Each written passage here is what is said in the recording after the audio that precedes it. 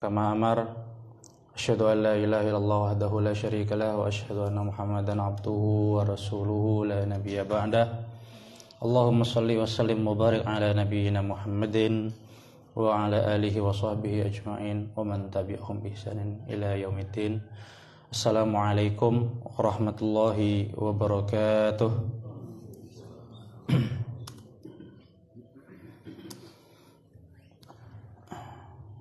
Alhamdulillah, pada pagi hari ini kita dapat menunaikan salat subuh dengan berjamaah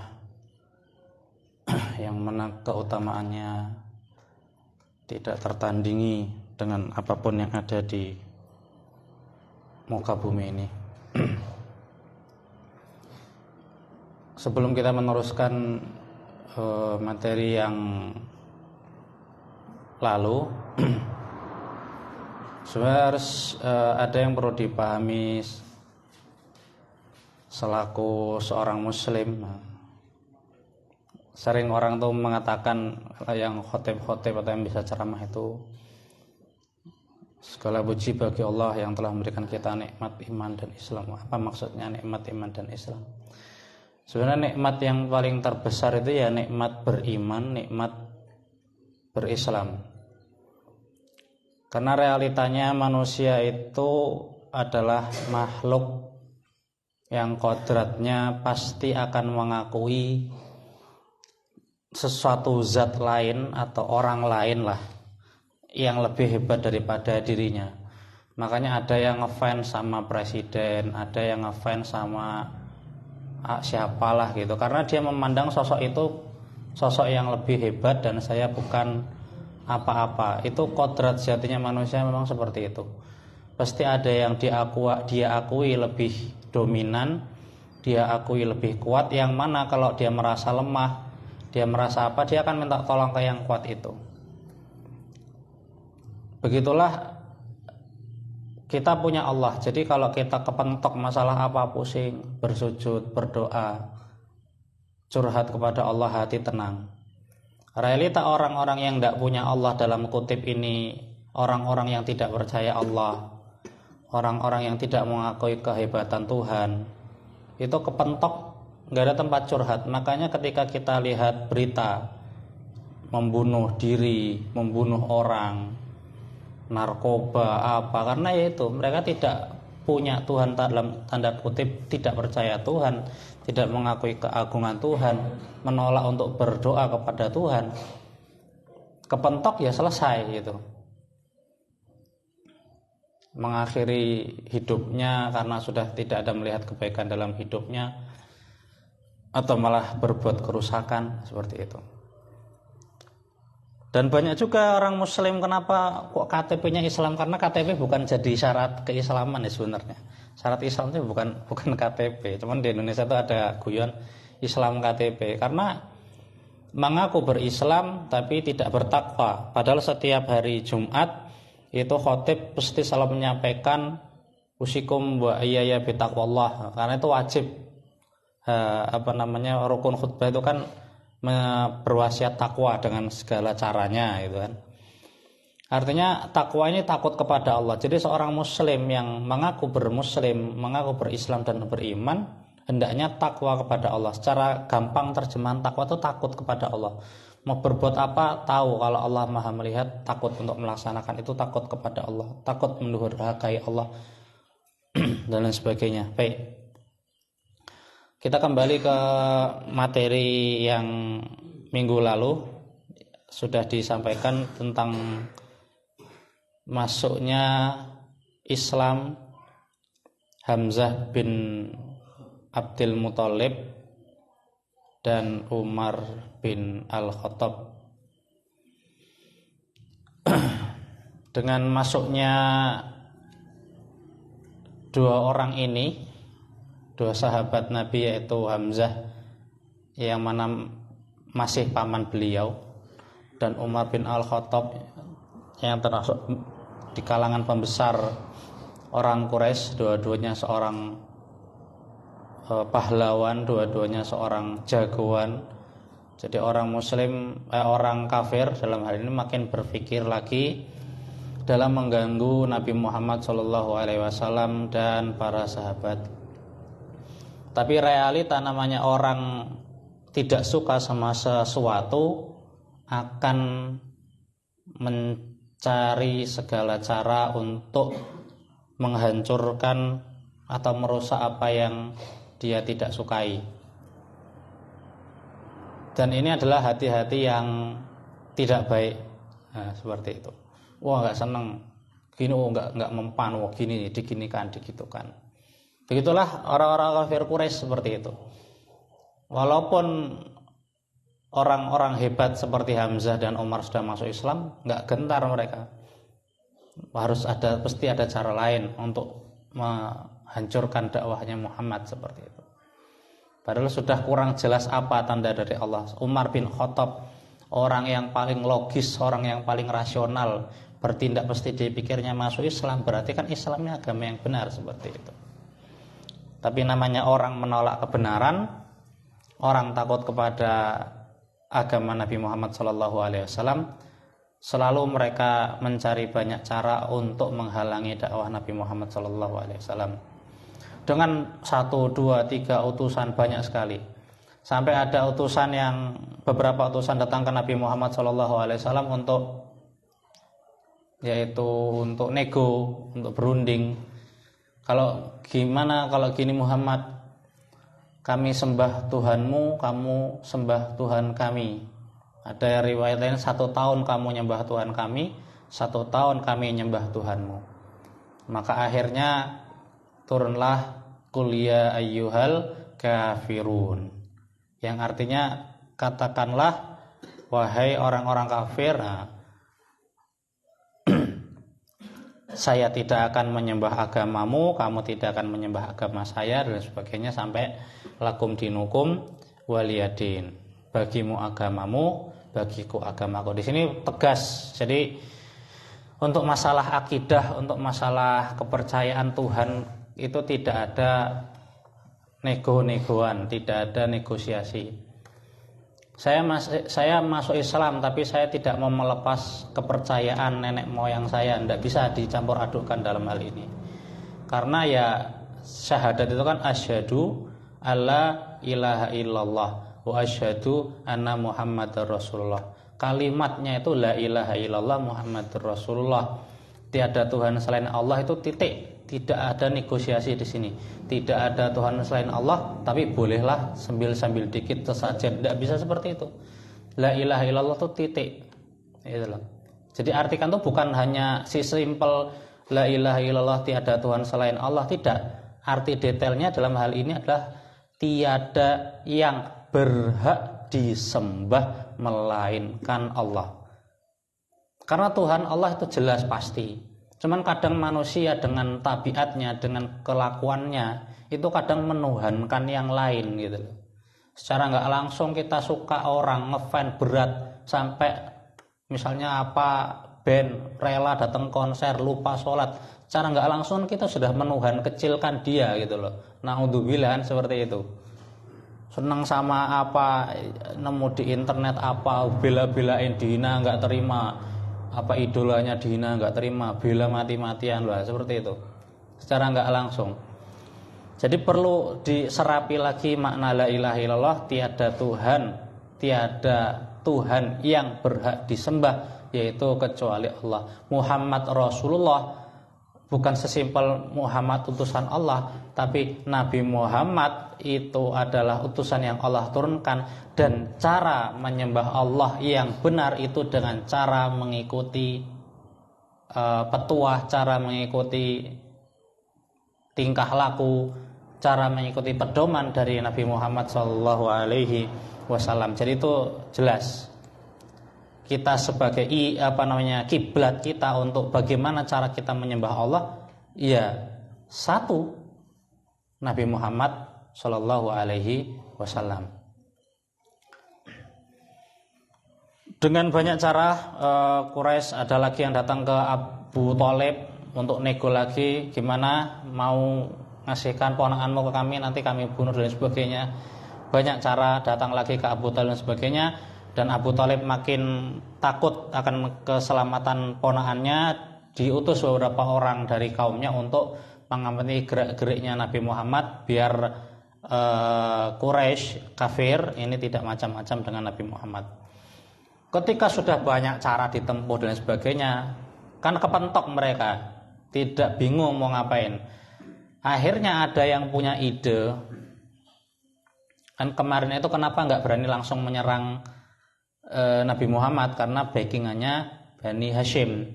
Dan ketika menyerang salah satu anggota suku, karena kesukuan di Mekah ketika itu kuat, satu suku bakal keroyok balik seperti itu. Dan mereka masih belum berani macam-macam dengan Bani Hashim. Tapi ketika sudah Nabi Muhammad dakwah, banyak yang masuk, petinggi-petinggi seperti Umar masuk, orang yang hebat seperti Hamzah masuk, mereka makin bingung, makin pusing, makin mentok seperti itu. Akhirnya dengan segala tipu daya mereka, dengan segala cara mereka membuat undang-undang, mereka membuat aturan yang mana di undang-undang itu ditulis di sebuah lembaran. Di situ ditulis bahwasanya sebagian besar kabilah atau suku-suku di Arab itu setuju atas peraturan yang mereka buat, yang isinya salah satunya bahwasanya mereka tidak akan damai dengan Bani Hashim. Jadi mereka mengajak perang Bani Hashim, tapi bukan perang pedang atau perang terbuka. Dalam hal ini adalah pemboikotan terhadap Bani Hashim.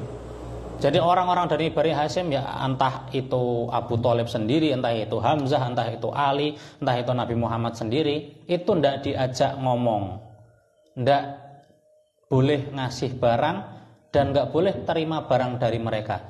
Berarti dalam hal ini jual beli tidak bisa, interaksi sosial dibatasi. Maka ini awal mula Nabi Muhammad dapat pemboikotan. Kemarin kan rame-rame boikot. Nah, Nabi Muhammad dulu ternyata pernah diboikot, dan nanti Nabi Muhammad pernah menerapkan sistem boikot juga seperti itu.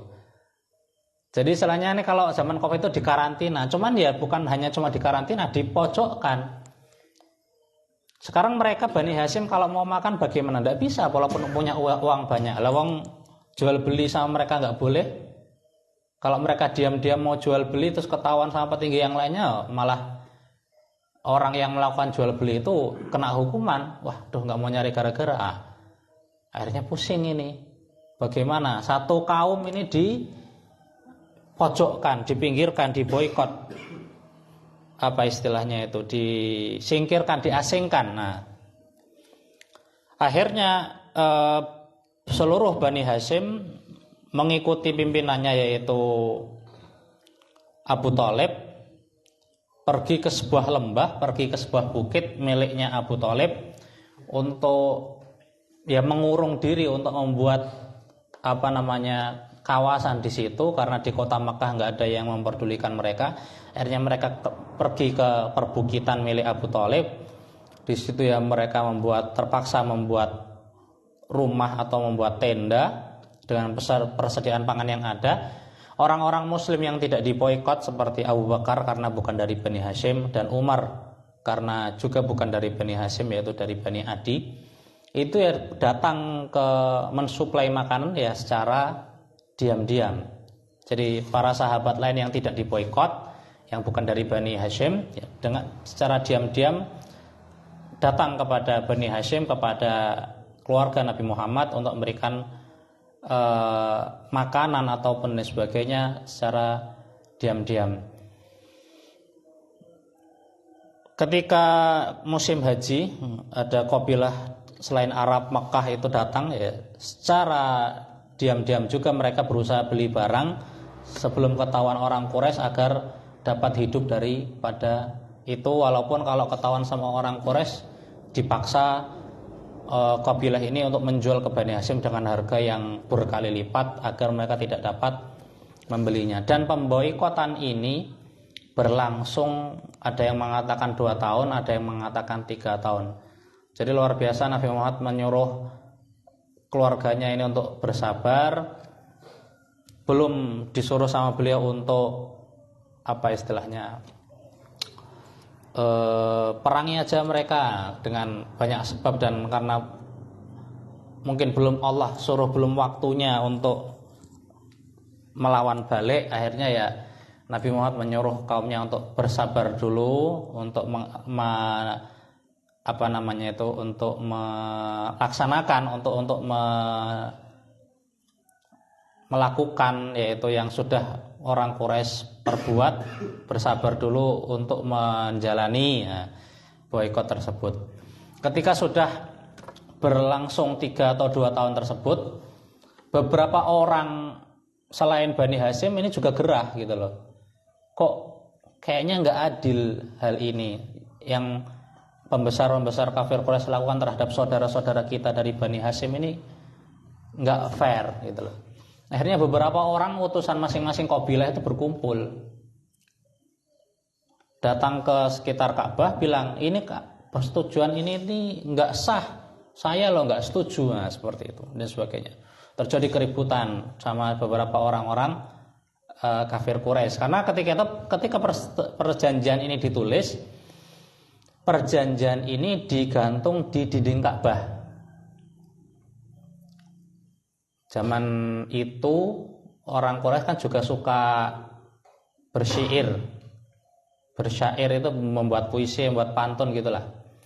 Dan pantun-pantun, puisi-puisi itu dilombakan.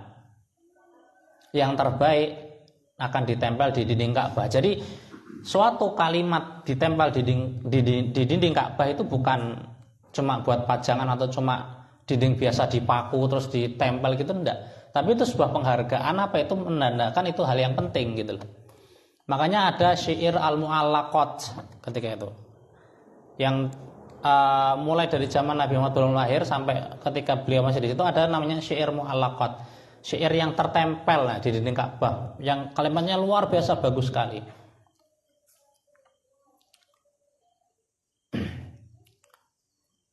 Manhaba asbabal manaya yanalnahu wa in yarqa asbabas sama'i bisulami. Itu salah satu penggalanya aja. Barang siapa yang takut tentang kematian, maka sekali-kali kematian akan menggapainya, walaupun dia naik ke langit dengan tangga, atau walaupun kabur ke langit, kematian akan menghampirinya. Jadi luar biasa sekali, syairnya indah, isinya dalam. Maka ketika datang Quran itu goyang, karena apa? Quran ini lebih indah, Quran ini isinya lebih dalam. Maka Quran disebut mukjizat secara lafaz ya karena itu.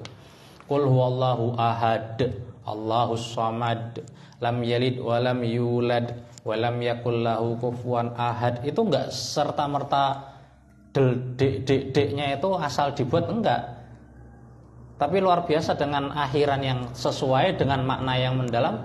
Maka ini betul-betul bukan kalimat dari manusia, kalimat dari Tuhan, dari Allah Subhanahu wa taala. Nah, kembali ke konflik tadi, mereka hendak merobek atau melepas perjanjian tersebut. Karena apa? Kalau perjanjiannya yang tadi ditempel di dinding Ka'bah dirobek, berarti sudah nggak berlaku. Berarti Bani Hasyim boleh keluar dari pemboikotan. Tapi luar biasanya hari itu paman Nabi Muhammad yaitu Abu Thalib juga sedang berada di Ka'bah, karena Nabi Muhammad mengatakan kepada pamannya, kalau Nabi Muhammad mendapatkan ilham, mendapatkan wahyu dari Allah, bahwasanya sohifah atau lembaran tadi itu sudah dimakan rayap. Jadi Allah mewahyukan kepada Nabi Muhammad bisa keluar dari pemboikotan karena perjanjian yang ditulis tadi sudah rusak. Maka Abu Thalib datang ke Ka'bah untuk memastikan dan mengumumkan kepada orang-orang yang ada di Ka'bah kalau lembaran itu ternyata sudah habis. Nah, ketika mereka cekcok, Abu Thalib juga ada di situ. Satu orang berhasil masuk ke dalam Ka'bah dan melihat ternyata betul yang dikatakan Nabi Muhammad. Lembaran itu sudah dimakan rayap kecuali tulisan paling atas, dan tulisan paling atas Bismillahirrahmanirrahim. Itu tok yang enggak dimakan. Yang lainnya semuanya tuh habis dimakan oleh rayap. Jadi tinggal kalimat Bismillahirrahmanirrahim di bawah lembaran yang sudah habis itu dimakan rayap, diumumkan kepada orang-orang yang ada di sekitar Ka'bah, perjanjian ini sudah tidak lagi berlaku. Akhirnya keluarlah Bani Hasyim kembali ke rumah mereka masing-masing karena pemboikotan kepada mereka sudah selesai. Begitu. Ya kira-kira kalau sampai sini ceritanya bakal bahagia gitu karena wah selesai dari pemboikotan, bisa makan lagi dengan tenang, bisa minum lagi dengan tenang, bisa lagi berdagang dengan tenang. Tapi ternyata ketika Bani Hasyim sudah keluar dari pemboikotan, paman Nabi Muhammad makin sakit karena sebelumnya beliau sudah sakit. Apalagi pas kena boikot sudah tambah parah sakitnya. Ketika selesai 3 tahun pemboikotan, 2 tahun atau 3 tahun pemboikotan ini, sakit yang dialami oleh Abu Thalib semakin parah. Akhirnya tapi belum berhenti. Utusan-utusan Quraisy yang datang untuk kepada Abu Thalib untuk sekali lagi untuk meminta ponaannya diserahkan dan sebagainya, itu tidak ada henti-hentinya. Sampai akhirnya kemudian meninggallah Abu Thalib dalam hal ini tahun 10 kenabian. Meninggallah Abu Thalib dalam usia berapa ini? Meninggal Abu Thalib tapi beberapa bulan setelahnya. Nah, ini ada yang lebih menyedihkan lagi. Beberapa bulan setelah meninggalnya Abu Thalib, paman Nabi yang menjadi backingan beliau, yang menjadi background beliau, yang menjadi supporter beliau, itu beberapa bulan, 2-3 bulan setelah wafatnya paman beliau yang selalu mensupport beliau, salah satu orang yang mensupport beliau juga wafat, yaitu istri beliau Khadijah. Meninggal pada tahun ke-10 kenabian. Usia Khadijah ketika itu 65 tahun, sedangkan Nabi Muhammad ketika itu berusia 50 tahun. Jadi sosok istri yang ketika beliau dapat wahyu pertama gemetaran diselimuti, yang mendukung dakwah beliau, yang sosok pedagang kaya ya, yang selalu mensupport suaminya untuk berdakwah dan sebagainya. Ini meninggal. Jadi ketika itu tuh kesedihan berturut-turut itu menghampiri Nabi Muhammad SAW. Bagaimana tidak, background pendukung utama, backupan utama itu, backingan kan biasanya itu, backingan utama sosoknya itu loh. Abu Thalib meninggal. Kemudian yang mensupport beliau di rumah juga meninggal. Maka ada istilah ketika itu, ini amul huzni, atau tahun kesedihan, karena wafatnya 2 orang yang dekat, 2 orang yang mencintai Nabi, 2 orang yang dicintai Nabi meninggal. Akhirnya melihat Nabi ditinggal oleh pamannya dan ditinggal oleh istrinya, ya gangguan yang diberikan kepada Nabi Muhammad ya semakin meningkat. Tapi ya karena keimanan kepada Allah mereka yang kuat, keimanan Nabi Muhammad, keimanan para sahabat, hal itu tidak berpengaruh, walaupun godaan, walaupun gangguan daripada kaum Quraisy kafir ini masih dan semakin menjadi-jadi. Dan di tahun itu juga yang orang-orang tahu, Nabi Muhammad berisra dan bermi'raj.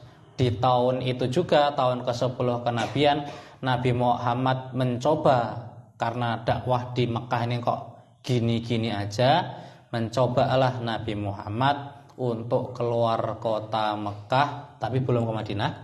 Dalam hal ini ke kota Taif, ke kota Taif, kota kebun, kota yang lebih subur daripada Mekah yang hanya pasir dan batu saja. Tapi ternyata ya respon orang-orang Taif ketika itu belum sesuai harapan. Akhirnya Nabi Muhammad juga kembali ke Mekah.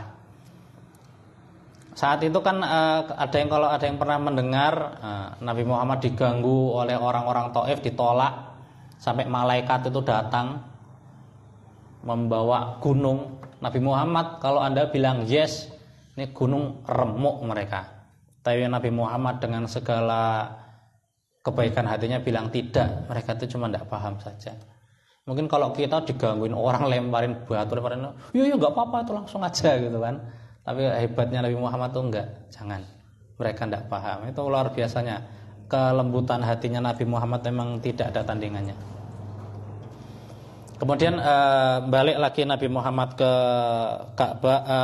Mekah, mendakwah Islam kepada kabilah-kabilah yang datang ketika haji. Nah, disitulah nanti ada orang-orang yang datang daripada Madinah. Dalam hal ini namanya masih Yasrib, itu datang tertarik dengan ajarannya Nabi Muhammad karena di kota Madinah ketika itu masih bernama Yasrib, itu ada mereka orang-orang Arab tinggal bareng orang-orang Yahudi, dan orang-orang Yahudi ini selalu ngomong, oh nanti ini ada Nabi akhir zaman, ciri-cirinya gini karena Yahudi berharap Nabi itu dari golongan mereka seperti itu. Nah, ketika Arab Madinah yang datang ke Mekah itu melihat Nabi Muhammad, wah ini kok sesuai, wah ini Nabi ini berarti. Dengar kalimatnya Nabi Muhammad, iya sesuai, maka masuk Islamlah beberapa orang Yathrib yang ketika itu datang ke Mekah, maka dibaiatlah mereka untuk masuk Islam. Dibaiatlah mereka untuk membela agama Allah. Dalam hal ini ada yang mengatakan 6, ada yang 5. Maka istilahnya bai'ah Aqobah ketika itu. Yang pertama, ini tahun ke